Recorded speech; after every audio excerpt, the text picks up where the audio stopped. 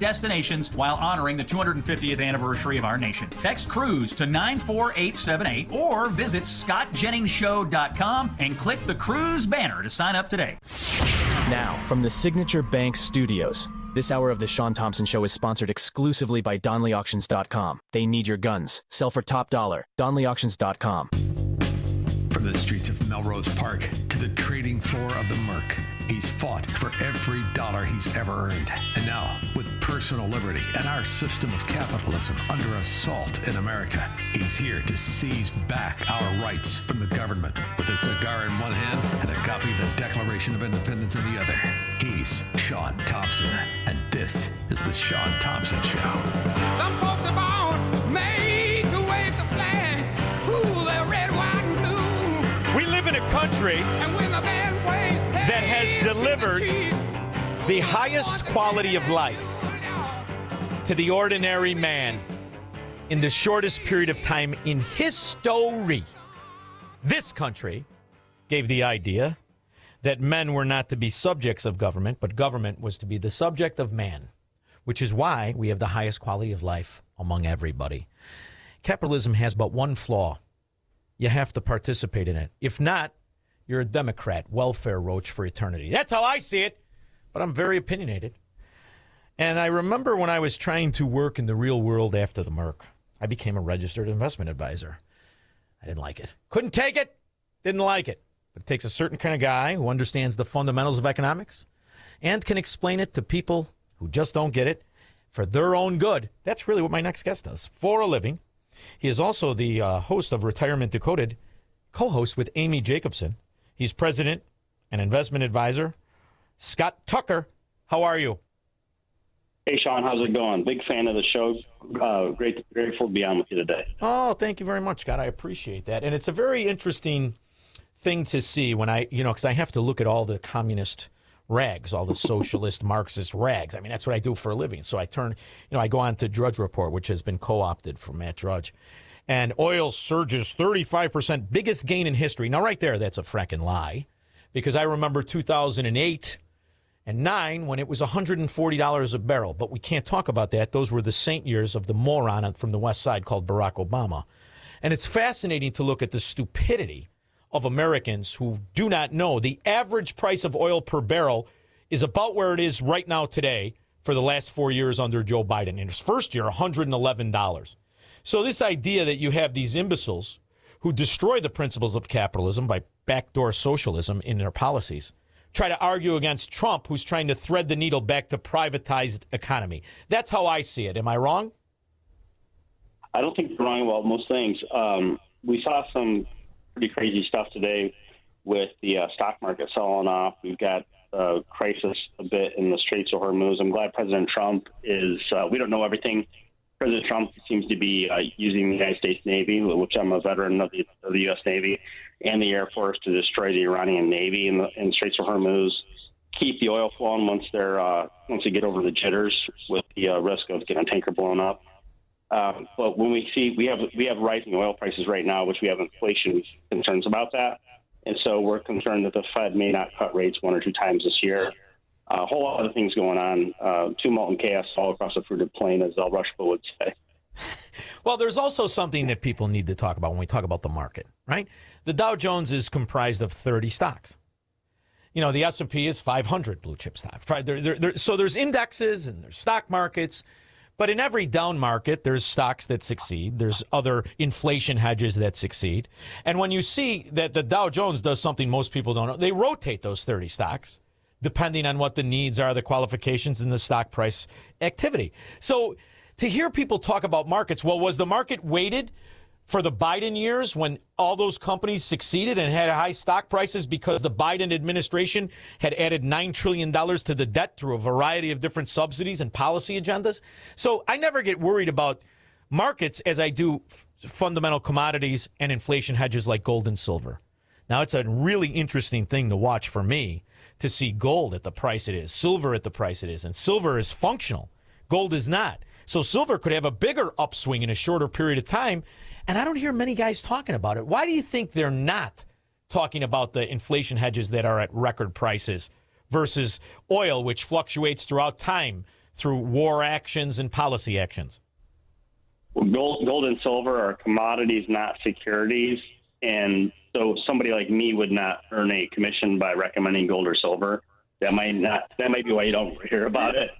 Now there are the gold brokers on the radio that do make a commission, and then the problem I have with them is they're not securities licensed, sometimes because they lost the license. So one of the things I would caution folks about in buying gold or silver is you want to be careful that you don't buy at the top and sell at the bottom, because a lot of folks get weak knees if the price were to fall.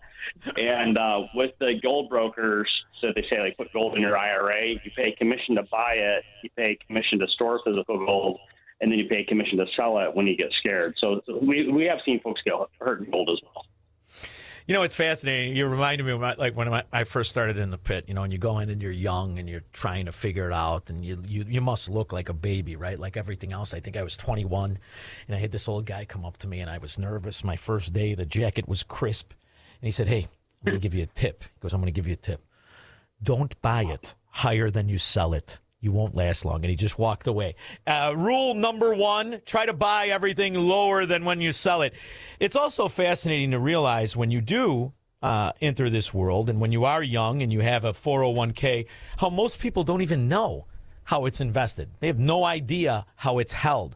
There are so many things that people don't do where they could save themselves a tremendous amount of money in the long run if they do things correctly. And when you live in an onerous, bankrupt area, as far as states, they're looking to tax you to oblivion if you don't structure those assets and hold them properly, aren't they? They sure are. In fact, Shaun, if you'd like to get a free copy of my latest book, Escape Illinois, Should I Stay or Should I Go? You can go to retirementdecoded.com. Do you want me to go to the end page? I think I know the answer, but go ahead. I have a theory that everybody that leaves Chicago moves into the same condo building in Naples, Florida. Am I wrong? Yeah, well, I don't bump into a lot of Democrats, I could tell you that. And when I do, I test them. Scott, I'm going to tell you, I see strangers in the elevator. They start to talk to me. Listen, before we get started here, are you dumb enough to be a Democrat? Because if you are, I'm not going to tell you where the pool is, all right? Just leave everything alone. But go ahead. I was going to say, I had a lot of thoughts about some of the things you just said a minute ago. You're saying when you're on the trading floor and they said, listen, kid, don't buy it for more than you can sell it for. That's just like with real estate. With real estate, you make the money at the buy. You got to buy low to sell high. And so I was thinking about the gold thing is just I would caution folks not to buy at the top and sell at the bottom.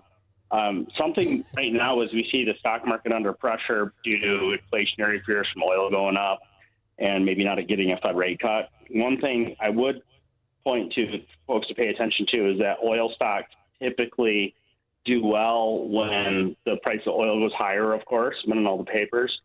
And just in the last 30 days, Chevron's up something like 5% in the last 30 days. So although we typically say the stock market falls when oil prices go up, there are quite a few energy stocks in the S&P 500. So that's just something that kind of comes to mind on a left field that we might want to pick up as well. Well, you know what else is fascinating to me? I was lucky enough to be around in the 90s and remember after the collapse of the Soviet Union and to realize all of the benefits that had happened after that collapse to American investors and American investment companies.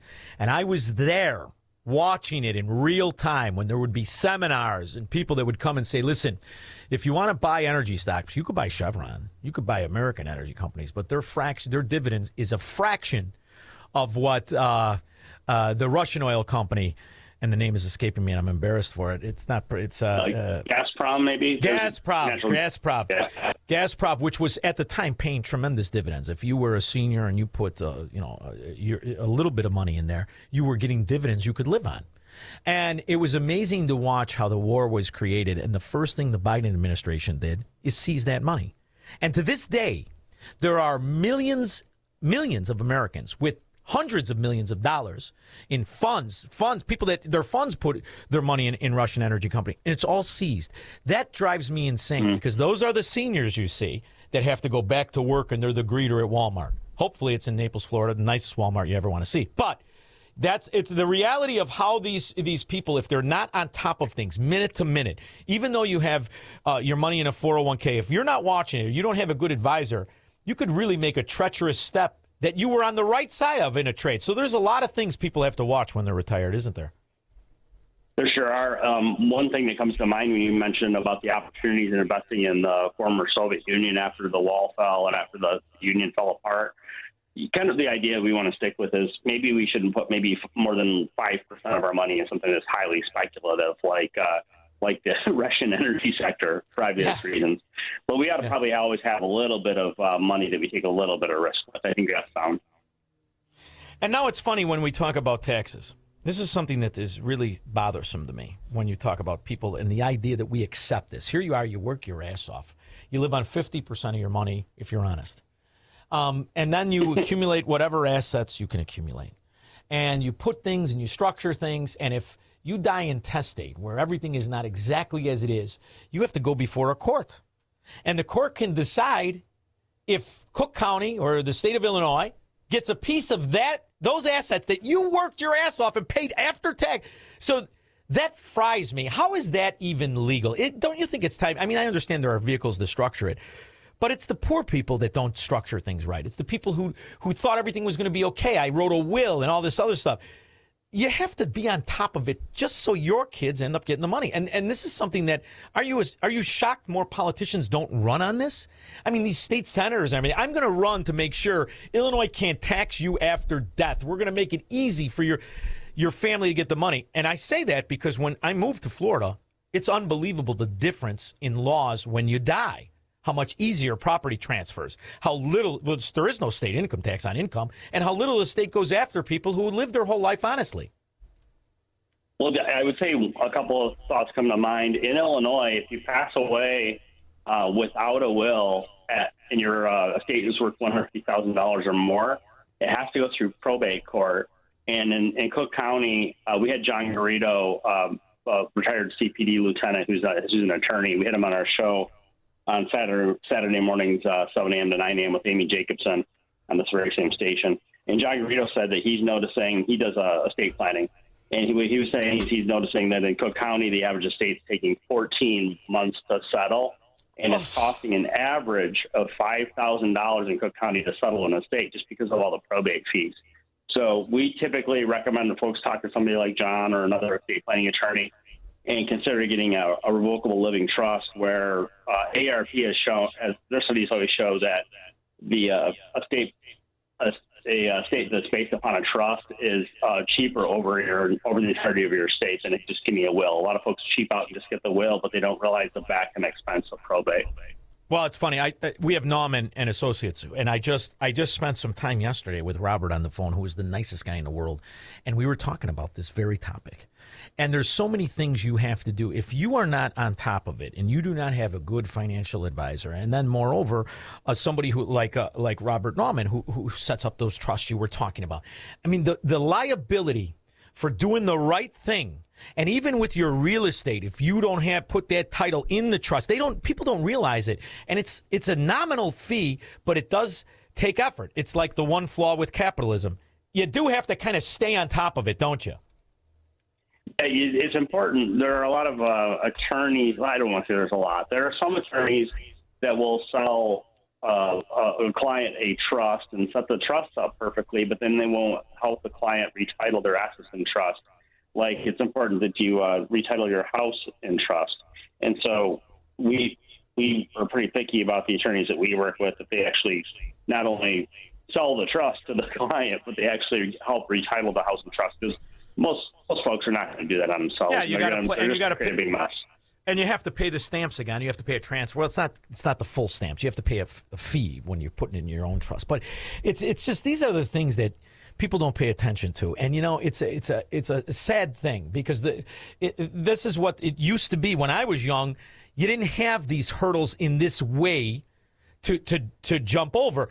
Most of the Chicagoans, especially, these were the people that their parents worked their ass off, and their biggest asset was their house, and to leave it to the kid used to be so much easier. And when you look at it, it coincides with bad economies. When bad economies happen in bad areas that are bankrupt, they're trying to, how could you say it any way else? They're trying to steal the money of the people. I mean, it should be something so simple, because we're a country based on property rights.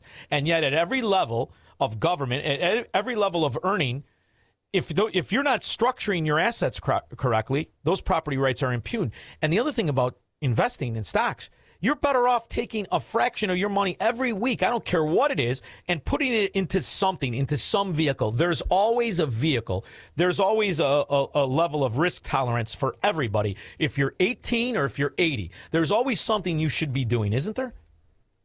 Yeah, I think the most important thing people can do is they have to have a high rate of savings. We have folks sometimes who come along 50, 60 years of age and they say, hey, what's the hot stock tip? And it's like, well, what's your rate of savings? Well, I'm saving 3% at the job and I get a 3% match. And we're really not going to be able to enjoy a satisfying retirement if we're only saving 3% of our income and get a 3% match. Yeah, that ends up being 6%. But instead of looking for the Hail Mary, we have to really buckle down and increase our rate of savings in this country. Yeah. You know what my plan is? I'm going to spend all my money on cigars, and I'm going to take out a term life in policy and just pick fights with everybody and hope my car blows up. This way my kids cash out.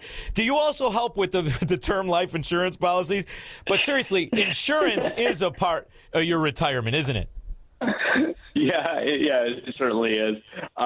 There are certain life insurance carriers, if you only use a celebratory cigar 11 times per year, you can get non-tobacco rates. But yeah, that's exactly what I do. Only I do it with the dog years, right? I just break it down to days, 11 a day, and I fit the bill. Yes.